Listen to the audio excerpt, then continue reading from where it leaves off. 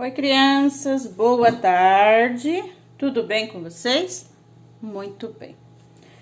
Nossa aula Geografia, ok? Vamos falar um pouquinho dos trabalhos e produtos do campo e da cidade. Então, vocês irão abrir na página 194, né? Vamos iniciar com uma página 194. O que nós estamos vendo aqui? Um homem, né? Segurando algumas plantinhas. Ó, aqui nós temos a planta. O que essa imagem mostra para nós? É uma atividade profissional, né? São pessoas que fazem pesquisa, né? Ou seja, ele faz pesquisa na área agrícola, ó. Olha a roupa, o acessório aqui. Então, observaram? Isso é um trabalho, né? Trabalho que está relacionado ao campo. A imagem mostra uma pessoa desenvolvendo sua atividade profissional. Os detalhes da imagem, né? E depois que você observou, você vai responder. Que profissional é esse? Quem é ele? Que tipo de atividade será que ele está desenvolvendo? O profissional está no campo ou ele está na cidade? Aquele está no campo? Será que ele está no campo desenvolvendo?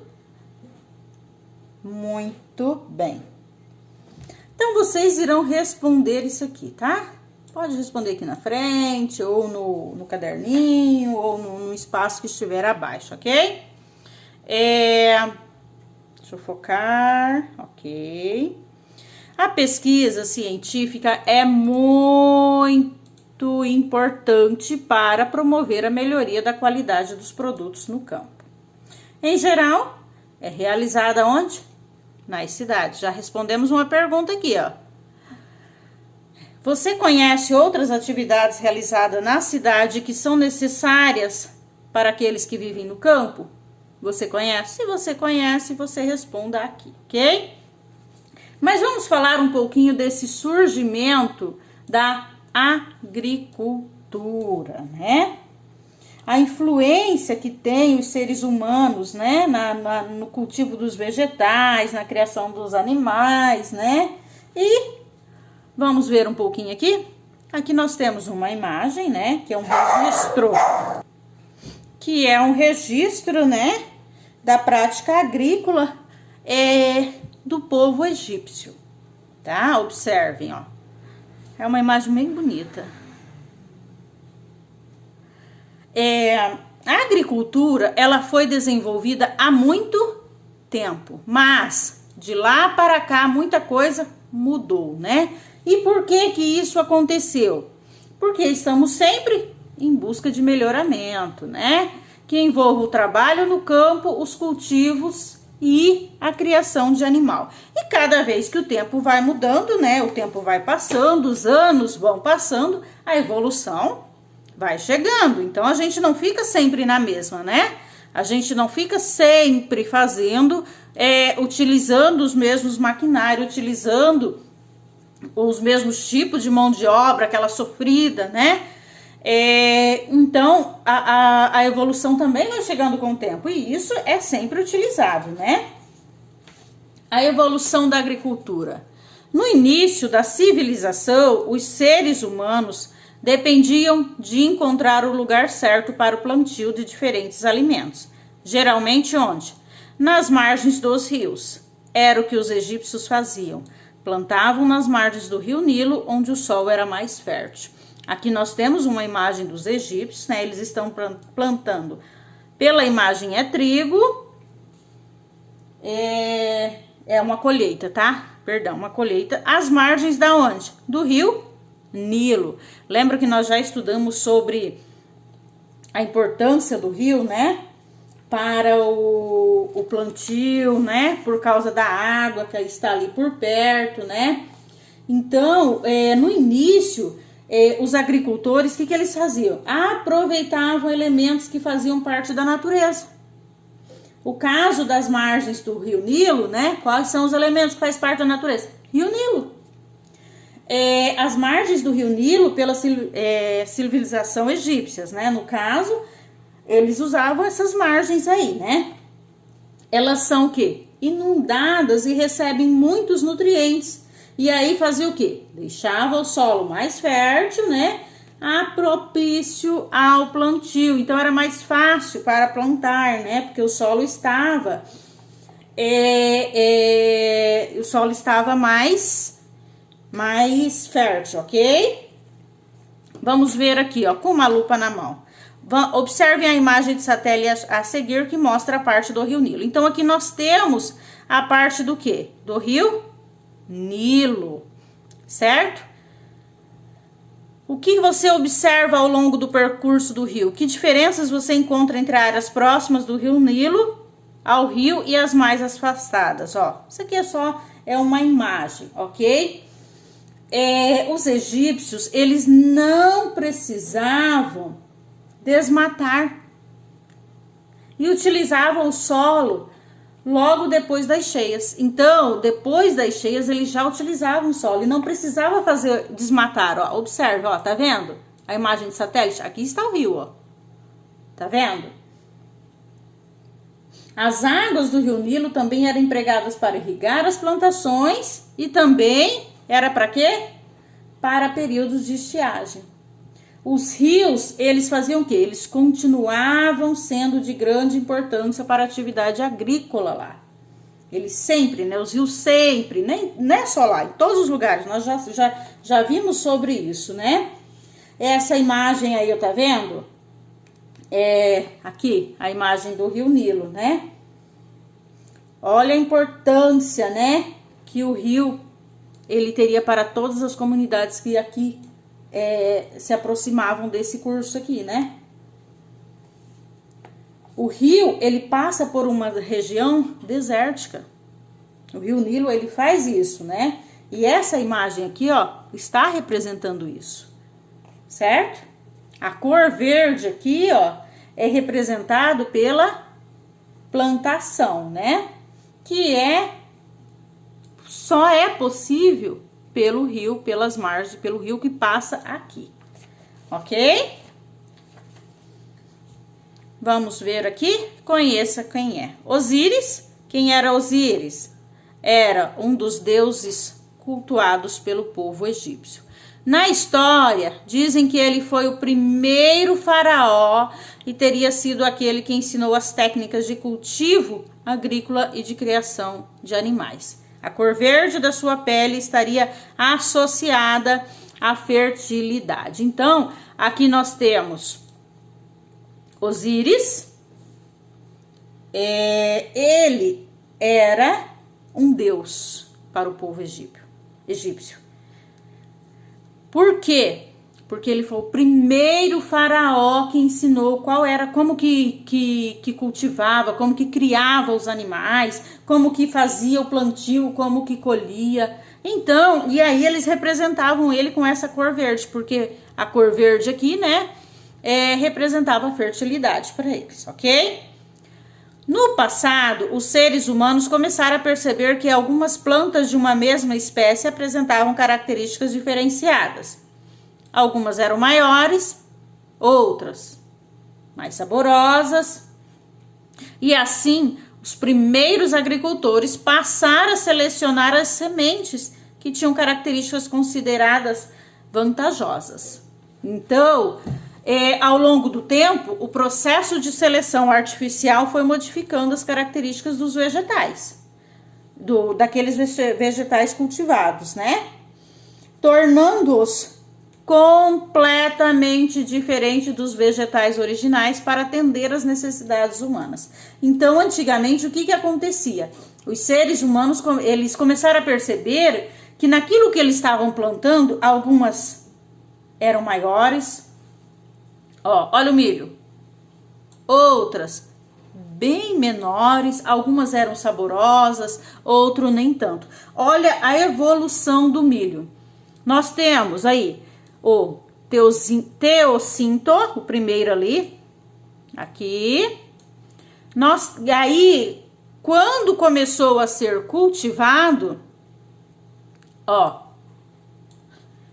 e o milho moderno, né? Entre eles, 6.000 anos de seleção artificial, ó, o milho moderno que nós temos até hoje, certo? Seleção artificial proporcionou um grande avanço na quantidade de alimento possível, ou alimento disponível, e com isso as populações aumentaram e espalharam-se pelo planeta. Mas não foi apenas a seleção artificial que propiciou esse grande número de produtividade. As pesquisas científicas também ajudaram nesse processo. Então, não foi só essa seleção artificial, né? O que é essa seleção artificial? Foi aonde eles, com o processo que eles conseguiram descobrir que alguns eram maiores, outros mais saborosos, né? Eles começaram com esse processo de modificando as características dos alimentos cultivados, dos vegetais cultivados, que foi o que aconteceu nesse processo, né, artificial aqui. E aí eles foram tornando, né, completamente diferente, né, os vegetais. Ó, o milho, a evolução do milho, ok? Então, as pesquisas científicas ajudaram muito nesse processo, né, para essa seleção que proporcionou um grande aumento, né, dessa produtividade de vegetais, certo? Mas nesses vegetais, né, como todos os anos, tem o quê? Pragas. Da pesquisa científica surgiram o quê? Métodos para controlar o quê? Essas pragas. Há insetos que se alimentam do quê? De plantações, reduzindo as produções. Cada ponto preto que você observar nessa imagem aqui, ó, ela é um inseto. E grande quantidade enorme de inseto pode destruir uma lavoura inteira. Se vocês estão vendo aí, e isso esse ano já ocorreu novamente, né? A invasão dos gafanhotos. Na Argentina, eles invadiram plantações, e esse aqui que nós temos é uma nuvem de gafanhoto. E se eles entrarem em uma plantação, em uma lavoura, eles destroem a lavoura inteirinha. Esse ano, acho que foi na Argentina, teve nuvem de gafanhoto. Nuvem de gafanhotos ameaça plantações no oeste da África. Agricultores da Etiópia, Quênia e Somália enfrentaram dificuldades com a praga. Infestação é a maior em 70 anos. Países do leste da África vivem o pior surto de gafanhotos dos últimos 70 anos. E agricultores do Quênia, Somália e da Etiópia têm suas plantações ameaçadas pelos enxames. A Organização para a Alimentação e Agricultura, FAO, da ONU, alertou nesta quarta-feira, 29, para uma ameaça sem precedentes. Milho, feijão, eles comeram tudo, lamentou o fazendeiro Nidunda Makanga. Ele disse que até mesmo as criações de animais chegaram a se estressar com o grande número de invasores. Então aqui nós temos a imagem dos gafanhotos e realmente, se eles invadirem uma plantação, essa notícia é do dia 29 de 1 de 2020, é deste ano. Então, nosso ano tá bem animado, né? Nuvem de gafanhoto, pandemia, e realmente, eles invadiram, eles acabam com todas as plantações. E vamos falar um pouquinho só do aprimoramento das ferramentas e técnicas. Os seres humanos também desenvolveram máquinas e implementos agrícolas cada vez mais modernos. Com os implementos agrícolas, tratores, mão de obra e o tempo que é gasto em atividades rotineiras no campo foram bastante reduzidos. Pesquisadores desenvolveram fertilizantes e métodos de adubarem que auxiliam no crescimento das plantas e tornam o solo mais fértil, né? Então, conforme nós fomos falando, os aprimoramentos, eles e as técnicas, né, e a evolução foram andando junto com o homem, né? E nada como desenvolver máquinas, suplementos agrícolas, implemento, né? Trator cada vez mais moderno, né? E para o desenvolvimento de um solo, né? Da adubagem, tudo isso é relacionado. Ó, pesquisadores desenvolveram fertilizantes e métodos de adubagem. Ó. Aqui nós temos fertilizantes sendo aplicados em uma planta. À direita, um carrinho com adubo feito de estrume, que é as fezes do gado. Isso aqui é as fezes do gado, então é um tipo de adubo. E aqui o fertilizante. Então são métodos que foram, né, aumentando cada vez mais com a nossa evolução, certo? Desde o arado com tração animal até os tratores controlados por satélites. Houve muita evolução e pesquisas em laboratório, e o conjunto desses avanços ampliou a capacidade de produção de alimento. Olha aqui, ó. Aqui nós temos a tração, né, animal. Antigamente era utilizado assim. Hoje já é assim. Então temos tratores até controlados por satélite. Olha aqui, ó. Ilustração de um arado e o arado puxado pelo trator. Aqui é um animal que está puxando e aqui já é o trator. Atualmente, podemos dizer que é possível realizar produção agrícola de larga escala sem o uso da tecnologia. Mercado de trabalho em atividades ligadas à produção agrícola tem crescido muito em nosso país, demandando novos profissionais e pesquisadores, muito deles como engenheiros agrônomos, nós vimos lá no inicinho, lembra? A imagem de capa? Responsáveis por levar as novas tecnologias desenvolvidas nos laboratórios até o campo. Lembra da nossa imagem de capa? Muito bem. Então, aqui é um aprimoramento. Aqui nós estamos vendo a evolução que aconteceu desde a época dos egípcios aqui, ó. Tá vendo? Na agricultura, a evolução também aconteceu. Mas tudo que acontece na agricultura está relacionado com nós na cidade, né? Ao aumento dessa produção de alimento, o alimento que serve para todos nós aqui, vem da onde? Vem da agricultura. Mas, assim como na cidade, eles também precisam da evolução, não é? Muito bem, criança. Essa foi a nossa aula de hoje sobre geografia, tá? Lembrando que na próxima aula vai ser na aula de ciências, tá? Então, eu vou utilizar as aulas de ciência para a gente continuar com nossas aulas de geografia, ok? Ciência já terminou, né? E geografia só na segunda, então não tem como a gente ficar com as ciências vagas, ok? Mas a gente volta na próxima aula. Beijos, beijos, beijos. Amo vocês.